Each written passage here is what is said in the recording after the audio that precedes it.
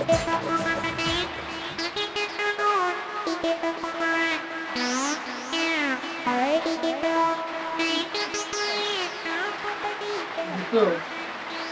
কি আমাদের খাবার দিল? হ্যাঁ, বুঝতেছি না তো। তাই তো মাটির বাসন। হ্যাঁ, এগুলো আর দিত। এই এরকম মাটির প্লেট কেন এইভাবে কিভাবে খাবো বলতো? খাবারের সুগন্ধটা তো অনেক সুন্দর, কিন্তু এই মাটির পাত্র তোর যাই বলিস, আমি তো এরকম পাত্রে কখনো খাই নাই। আর এগুলো কি? আহ, এই বুলবুল, এরকম মাটির প্লেটে খাবো?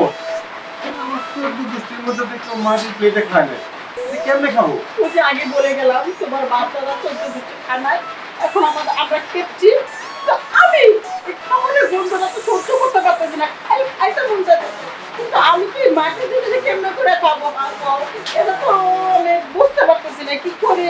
আঙ্কেল, তাহলে কি শেষ পর্যন্ত এই মাটির বাসনে খেতে হবে?